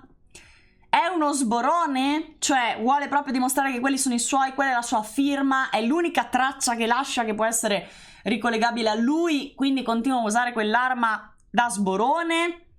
Oppure non ha le possibilità economiche di procurarsi un'altra arma e quindi di usare sempre quella? Non può comprarne un'altra. È uno sboronissimo. Vuole farsi notare. Sulla pistola non è capace di affrontare uno scontro più diretto e fisico. No, questo ne sono certa.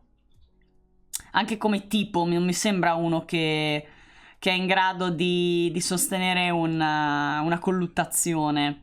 Secondo me perché vuole mantenere le distanze, non si vuole identificare con le vittime. Che arma? È una pistola semiautomatica, ma non sappiamo il modello, la marca né il calibro, perché non l'hanno voluto divulgare per non aiutare lui, ma ormai è troppo tardi secondo me.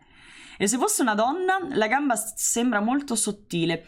No, guarda Arte, purtroppo cioè, ho la certezza che è un uomo per il fatto che abbiamo una testimone sopravvissuta che una cosa è riuscita a dire, è un uomo, 100-100 è un uomo. O è un feticismo, magari è affezionato a quella pistola, è la sua Mercedes di Renato Bilancia, tipo. E se fosse... ok, scusatemi, sono qua. Sono entrata adesso. Ciao Chiara, no, mi dispiace. Si è perso tutto l'intro. Mantenere le distanze è quella categoria che uccide perché li fa ribrezzo. Secondo te è del padre? Ah, è del padre. Ok. Aspetta che cerco di recuperarvi tutti.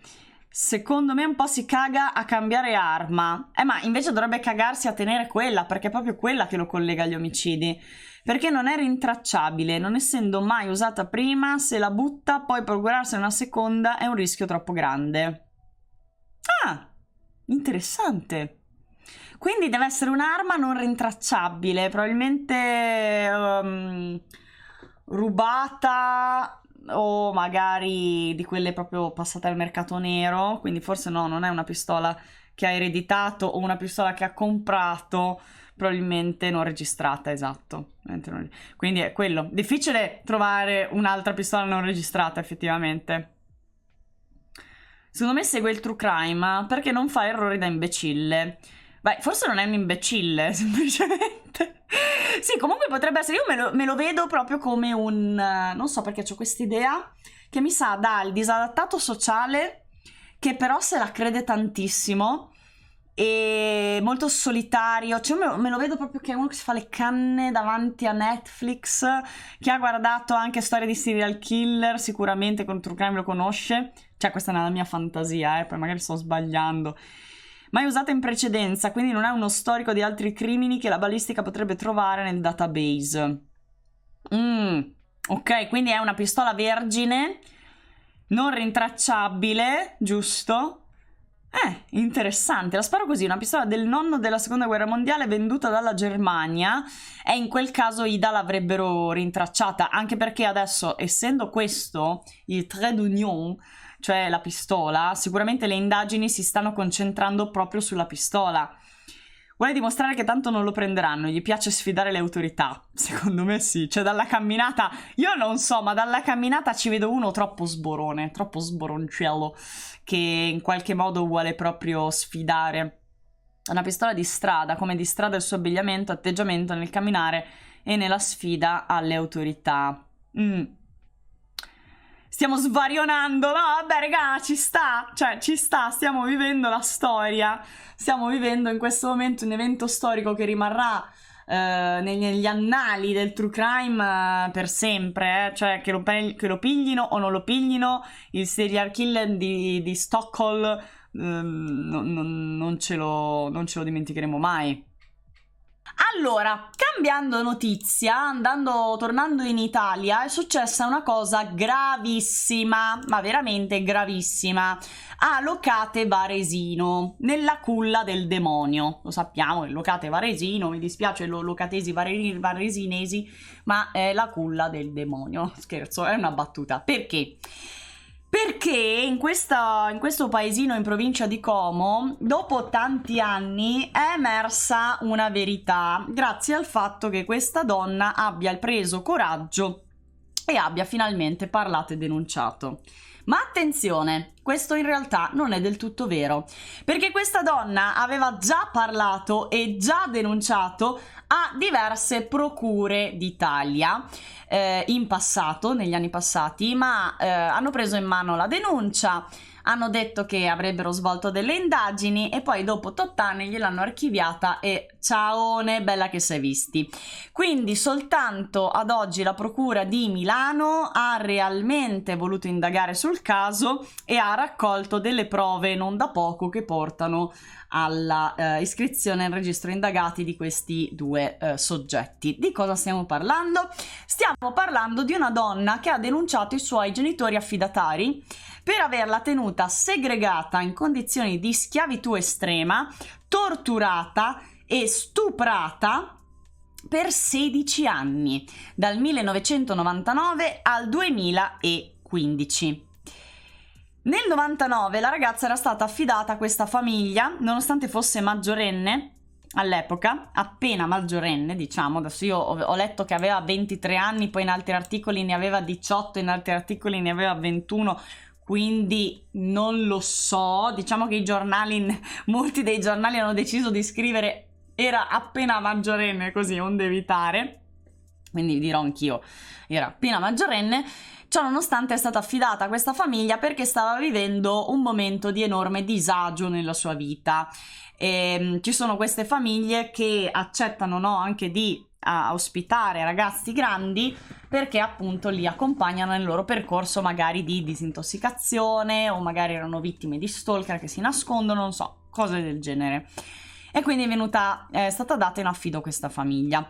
Tra l'altro questa famiglia, ragazzi, che l'ha segregata, stuprata, violentata, picchiata, torturata, eccetera, è una di quelle coppie che ha passato la vita a ospitare bimbi in affido.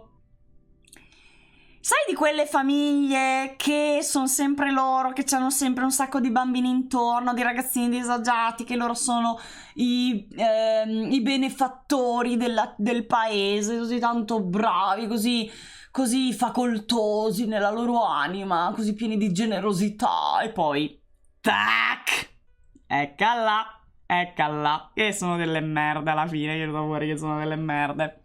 Ma non delle merde a caso, cioè, ma peso, perché qua c'è anche il Satana. Qui c'è anche il Satana e non si tratta di satanic panic, ma pare che queste persone fossero veramente adoratori del demonio in un modo tutto loro. Perché? Allora, cosa facevano a questa donna? Noi non abbiamo molti dettagli, giustamente, anche perché ovviamente ogni vittima, se la sente o non se la sente, di riferire dettagli o meno, ma quello che sappiamo è che la tenevano segregata all'interno di intercapedini tra i muri. Questi spazi di intercapedini tra i muri sono stati verificati come esistenti, hanno trovato le prove che lei veramente veniva lasciata lì. Ma voi avete idea di cosa sono le intercapedini tra i muri? Sono degli spazi in cui se non siete proprio magri è difficile passarci. Provate a immaginare vivere in uno spazio così. Cioè, sono spazi che saranno larghi, vi giuro, così. E tu devi stare così o così, spiaccicata contro il muro sempre. Se lei viveva così. Claustrofobia portami via. Già, esatto, viveva così. Poi io non so se lei stesse lì 24 ore su 24 o gliela tenessero per la maggior parte del tempo, ogni tanto la facevano uscire, Però... no, neanche per dormire, è una roba pazzesca. E questo è stato appurato dalla polizia. Altra cosa che è appurata, quindi prova certa, è che le violenze sessuali che avvenivano su questa povera ragazza non si limitavano allo stupro, ma oltre al fatto che facevano stupri di gruppo, ora devo capire anche quale fosse questo gruppo perché non è stato specificato, ma ovviamente partecipavano entrambi i genitori e probabilmente anche altre persone. E durante uno di questi stupri, alla fine del rituale, perché facevano degli stupri rituali, le hanno praticato l'infibulazione. E ragazzi, questa donna è stata infibulata. Se non sapete che cos'è, andate a informarvi perché io non ho cuore veramente di descrivervelo. Ah, che storia orrenda. Già, l'infibulazione, ragazzi,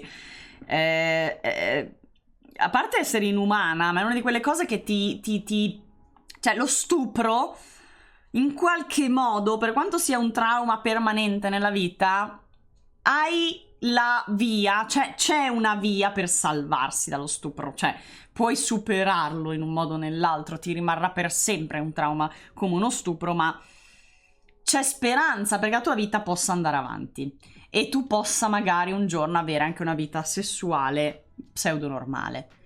Ma se ti hanno infibulata, no. Cioè, se ti hanno infibulata vuol dire che ti hanno stuprato per sempre. Cioè, tu sei stuprata per sempre.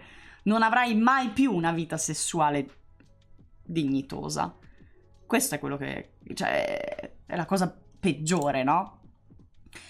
Poi lei dice che ha anche cercato di scappare più volte, ma anche quando si rifugiava in altre regioni veniva rintracciata e rinchiusa di nuovo. E qui io penso a chi l'ha visto, perché ci sono dei servizi, a volte, a chi l'ha visto, che non mi convincono per niente. E ci sono delle volte dei genitori che cercano il figlio, che io dico...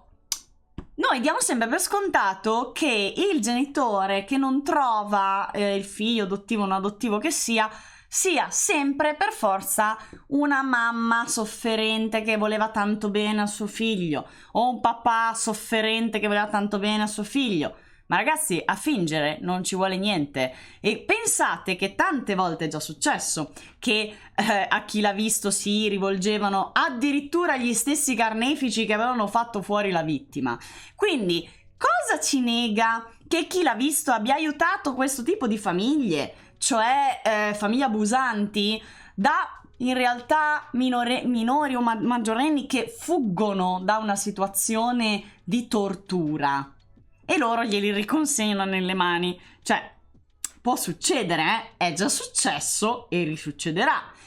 E quindi qui mi viene in mente, no, che questi genitori facevano, quando questa se ne andava, c'erano i vari appelli, non a chi l'ha visto, non lo so, questo non so se loro proprio sono andati a chi l'ha visto, però è già successo, e la ripescavano sempre, ogni volta la riportavano a casa ed era sempre peggio, sempre più botte, sempre più torture. Tra l'altro, questa donna ha raccontato ai carabinieri, questo è un punto su cui rimangono un attimo mani alzate perché le prove su questo ovviamente non possono averle.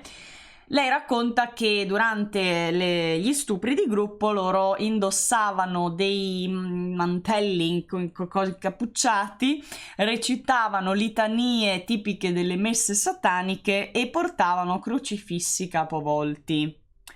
Questo potrebbe essere vero, potrebbe essere falso. cioè falso, potrebbe essere anche magari un falso ricordo della donna. Perché dico così? Perché non ci sono le prove, cioè finché non ci sono le prove chiaramente tutto può essere vero o falso, però quello che vi ho detto prima è sicuramente vero perché ne hanno trovato le prove. Le 2 sorelle che hanno ucciso la madre insieme al fidanzato. Ah sì, Rick, esatto. In quelle zone anche nei boschi si trovano persone vestite così. Per quello ho detto la culla di Satana, no?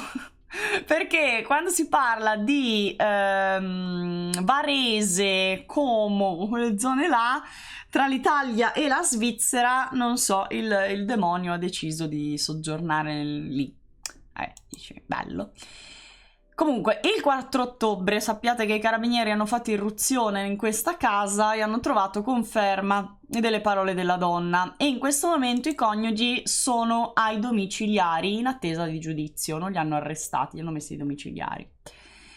Inoltre, adesso sappiate che questa donna oggi ha 40 anni, vive in Toscana e ha un meraviglioso bambino che ama tantissimo. Ma questo bambino, ragazzi, è il figlio del padre adottivo. Ecco che gli stupri hanno una prova verificata. Ed è di certo il suo figlio, quindi non si va molto in là, non è che si può negare. Però, ragazzi, no, non li hanno arrestati, li hanno messi ai domiciliari. E hanno fatto ovviamente un divieto d'avvicinamento nei confronti della figlia adottiva e di tutta la famiglia della figlia per 500 metri.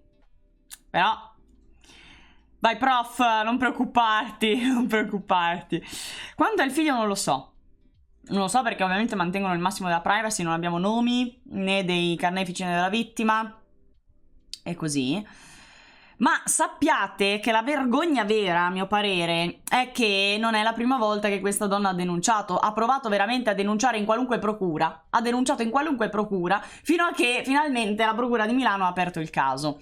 Quindi quando vi chiedete, ma queste cose risalgono al 2015? Perché solo adesso fanno le indagini? Ecco, la giustizia italiana, Perché magari questa non aveva il supporto di grossi, non so, professionisti, avvocati, consulenti che potevano aiutarla nel portare avanti questo caso e affidandosi semplicemente alle forze dell'ordine non ha assolutamente ottenuto ascolto né impegno per questo. Però io vorrei regalarvi la foto del giorno perché per quanto riguarda questa notizia molti giornali hanno scelto questa foto che è bellissima, è la nuova foto del giorno, c'è anche la didascalia sotto, c'è scritto non riuscirò mai a leggerlo rinuncio. Comunque la didascalia è tipo polizia analizza tracce sataniche, una cosa di questo tipo. Io mi sento malissimo anch'io. Probabilmente l'avete già vista sta foto, è una foto di repertorio che utilizzano quando si parla di satanismo. Però io vorrei farvi notare anche l'espressione del carabiniere, del poliziotto che sta guardando questo simbolo con enorme preoccupazione, cioè con grande basimento, e si vede che c'è proprio Satana dietro questo graffito, possiamo chiamarlo? Sì, lui è in Slav Squat. Lui sta lì in Slav Squat. Allora, comunque lo Slav Squat, raga, ve lo consiglio per fare il chiappesode. Bellissimo. Indovinate di cosa stiamo per parlare? Del caso Roberta Ragusa. Così, notizia flash. Notizia flash. Vi ricordate che si parlava di un'istanza di revisione della sentenza nei confronti di Antonio Logli? Poiché appunto, insomma, senza ogni ragionevole dubbio, un posto grandissimo pene. Ecco che finalmente c'è stata una risposta. Dopo un anno... Perché i tempi? Cioè, raga, io veramente credo avrò giustizia quando sarò morta. Comunque, tornando a noi, a parte i tempi. dopo un anno, avevano già tutte le prove, hanno fatto la richiesta, hanno fatto tutto il modulo, tutte le cose, ci hanno fatta dargli una risposta ed è stata fissata al 5 dicembre l'udienza sull'istanza di revisione della sentenza di condanna. Ed è stata presentata ovviamente dai legali del marito di Roberta Ragusa, ovvero Antonio Logli. A decidere sull'ammissibilità, cioè ci sarà un'udienza per l'ammissibilità, sarà la terza sezione penale della Corte d'Appello di Genova. Così, per farvi un attimo di recap, Roberta Ragusa scompare la notte tra il 13 e il 14 gennaio del 2012, quindi sono passati 10 anni. Scompare da Gello di San Giuliano Terme, alle porte di Pisa. Roberta, quando scompare, ha 45 anni, ha 2 figli, due bambini, 2 ragazzini, ecco, e il marito si chiama appunto Antonio Logli, che è quello che adesso è in carcere per accusato di omicidio e distruzione di cadavere. Lui aveva un'amante fissa da anni, il matrimonio era in crisi, quindi diciamo era l'unica persona che poteva avere un movente per far sparire la moglie.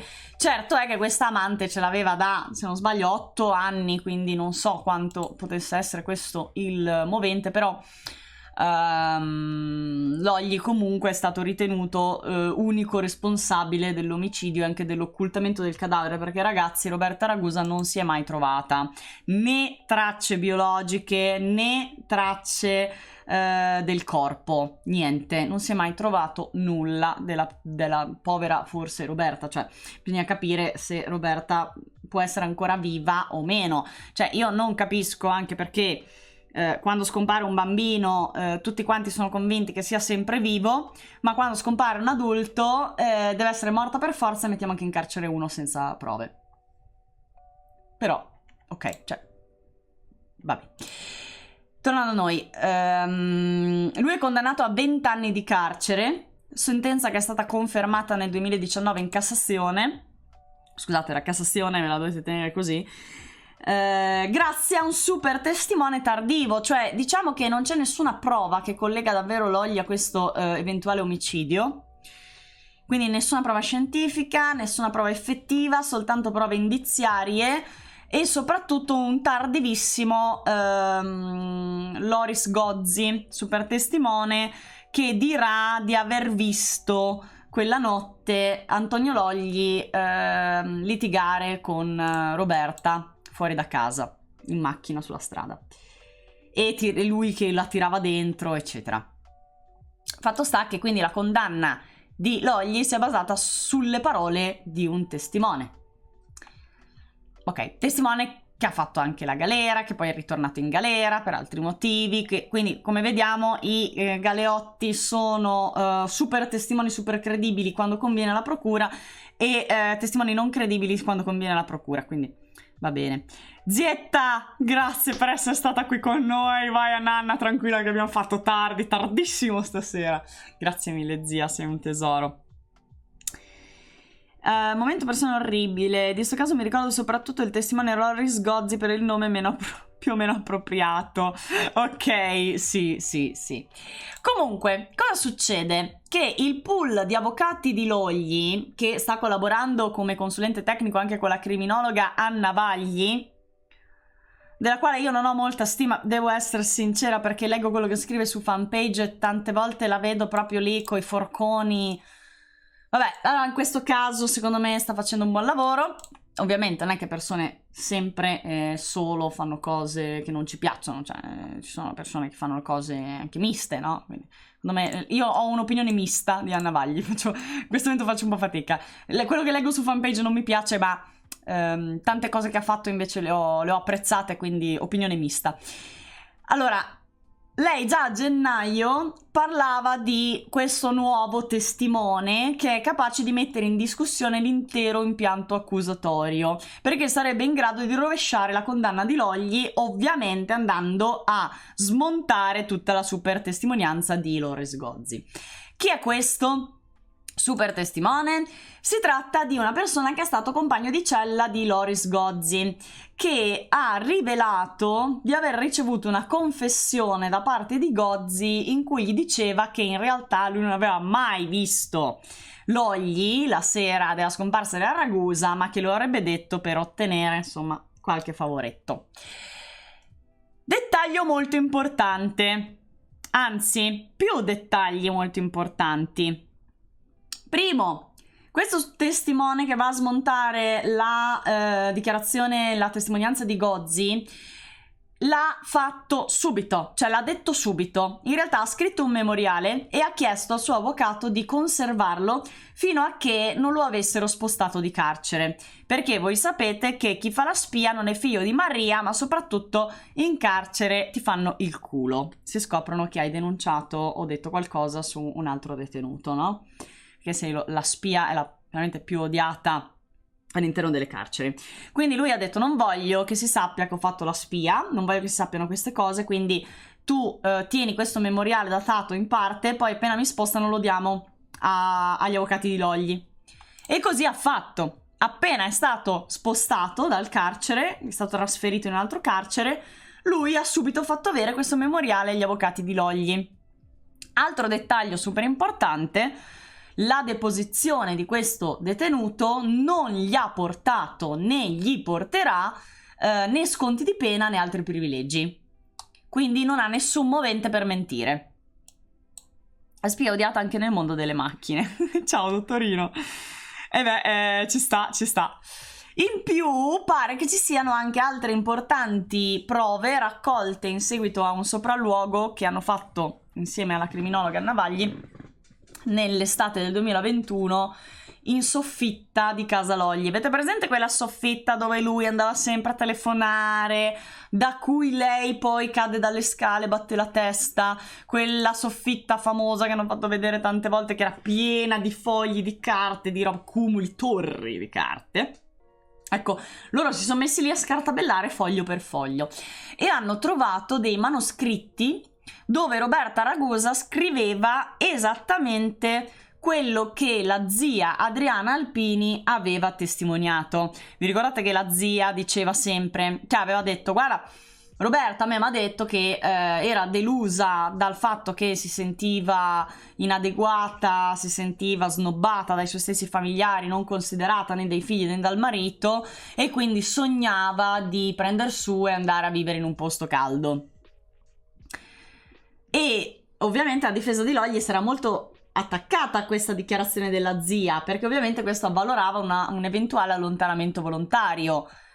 Però era la voce della zia che diceva di racconti, non c'erano delle prove. E adesso invece hanno trovato delle prove scritte, manoscritte con la grafia della mano di Roberta Ragusa, che appunto in un diario, in sue confidenze, scrive appunto di esattamente le cose che aveva detto la zia. Quindi possiamo essere certi che la dichiarazione della zia Alpini era veritiera. Queste sono le due, diciamo, maxi prove. Poi hanno detto che ce ne sono delle altre. La giudice che ha sentenziato in Cassazione Logli dice che lei si è messa di petto e ha cominciato a dire: no, è impossibile la revisione del processo, perché a meno che non ci siano davvero delle prove importanti si rimarrà tutto com'è, perché comunque in Italia sta cosa non è che si fa spesso, quindi io sono contenta di averlo buttato dentro, sono certa che sia la verità, e adesso sì, provateci. Ma questa cosa qui, questo atteggiamento qui, non lo so, mi inquieta. E queste sono le novità. Parlavano anche di un peluche. Ah sì, un peluche? Questo non l'ho letto invece. Quando si scrivono nei momenti di difficoltà, questa cosa non dice niente, solo che era triste e delusa. Però lo scrive, lo dice. Cioè, magari è un'intenzione.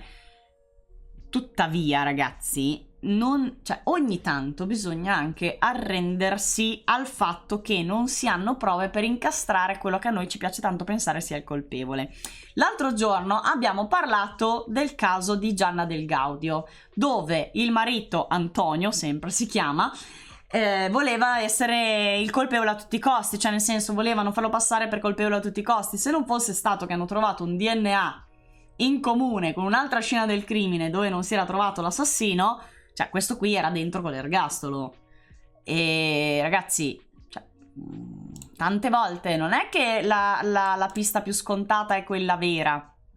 Poi sì, Antonio Logli non è una cima, ha fatto delle mosse da mago Zurlino dopo la sparizione. Ogni volta che uscivano delle dichiarazioni lui andava un po' a controllare e aveva questo atteggiamento molto colpevole, ma possiamo dire lo stesso del marito di Gianna Del Gaudio, anzi peggio, perché il marito di Gianna Del Gaudio faceva delle uscite infelicissime e sembrava che proprio non gliene fregasse niente della perdita della moglie.